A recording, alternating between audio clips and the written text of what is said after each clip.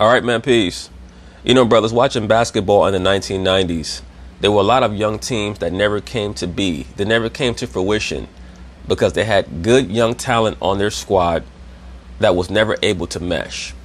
The Dallas Mavericks with Jason Kidd, Jimmy Jackson, Jamal Mashburn. The Minnesota Timberwolves with Stephon Marbury and Kevin Garnett. The Philadelphia 76ers with Allen Iverson and Jerry Stackhouse. The list goes on and on. Even the Toronto Raptors with Vince Carter and Tracy McGrady. Or the Milwaukee Bucks with Ray Allen and Glenn Big Dog Robinson. Those teams were never able to mesh together properly because they had too many young players who were just trying to lay their own personal footprint down in the NBA before they were even concerned about winning. So that leads to selfishness. And we're starting to see that very thing occur with the Philadelphia 76ers pertaining to Mr. Joel Embiid and Mr. Ben Simmons. And the interesting thing about this is that Joel Embiid sat down, I believe, with Rachel Nichols a couple of seasons ago, and he said, "We know that the media is going to try to split me and Ben. We have to stay together." And he seems to be the one who's falling prey to it. Ben Simmons as well, because Ben Simmons is very prideful. He's very proud. But it's very clear that those two players do not fit together. One of them is going to have to go. Now, the word around the campfire is that the Golden State Warriors are considering possibly trading for Ben Simmons. I think that he would fit in very well with their team, especially with Steph Curry getting older. They do not want him handling the ball as much.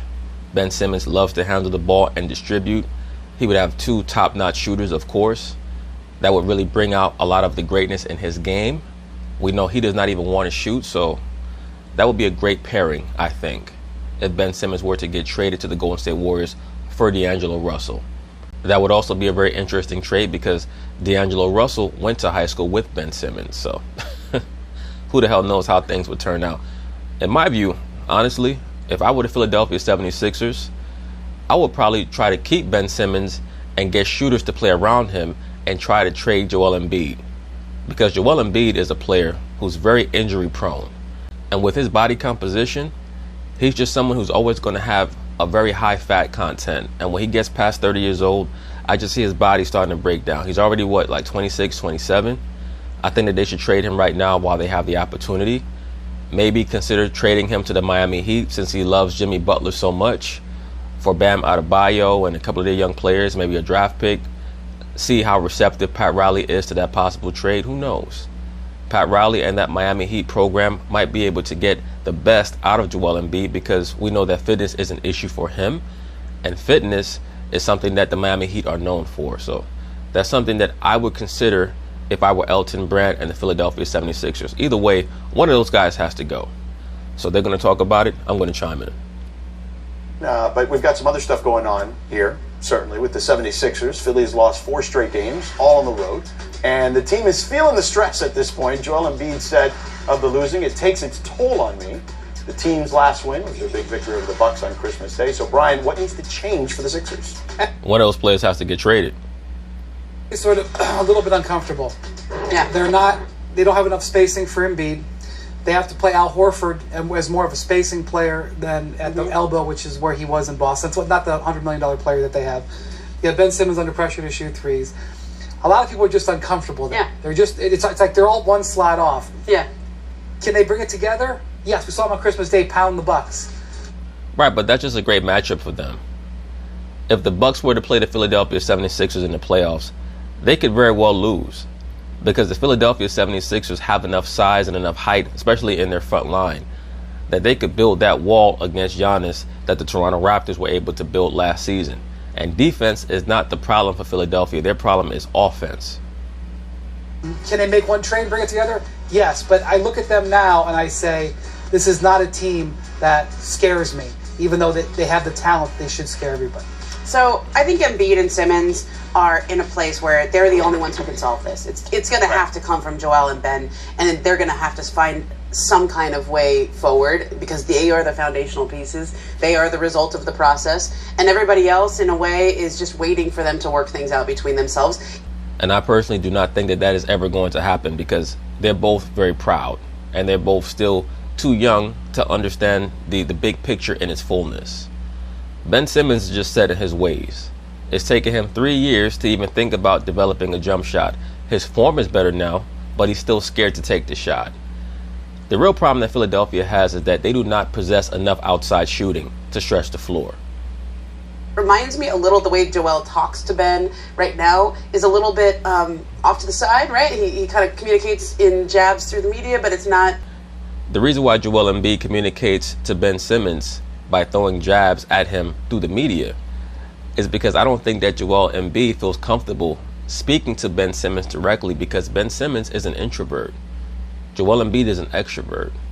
A lot of extroverts are very uncomfortable in real communication if they're worried about how said introvert is going to take their comments. They're not sure if the introvert is going to shut down on them or whatever. The real problem is that those players, they're just not compatible. So one of them has to go. With his name on it, he'll say things like, I'm willing to do things that make me uncomfortable. He's always out there shooting threes and Right. He wants to be in the post more.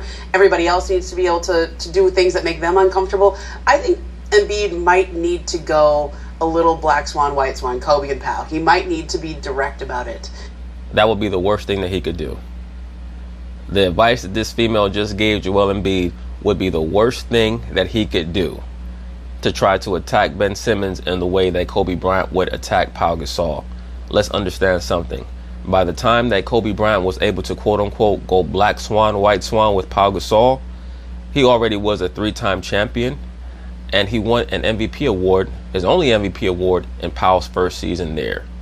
So that's not going to work for Joel Embiid. Joel has never accomplished anything in the NBA for him to be able to take that role over Ben Simmons, because that's what it would be, a role over Ben Simmons. They're still trying to figure out whose team it is, quiet as kept. That's why I made that statement at the beginning of the video about the numerous young teams that I watched disintegrate in the mid-90s. And you could throw the Penny Shaq Orlando Magic in there as well. 2 great young players who started to fight over whose team it was, or at least Shaq felt threatened by Penny Hardaway's emergence in the mid-90s, because Penny just shot up so quickly. He was drafted in 93, and by the 95-96 season, through the first 20 games of that 95-96 season, when Shaq was out, Penny Hardaway was getting mentioned as a possible MVP award winner. He was averaging 30 points a game. It was only when Shaq came back that Penny allowed his stats to recede, because Penny did not really care about stats. But just getting back to the point of what we're seeing right here, if Joel Embiid were to listen to this woman and try to take a hard, overt stance against Ben Simmons, their relationship would never be the same. The only solution, in my view, is that one of them has to get traded. In order to get the result from I'm not sure Simmons. Ben would be receptive. Right, but He wouldn't.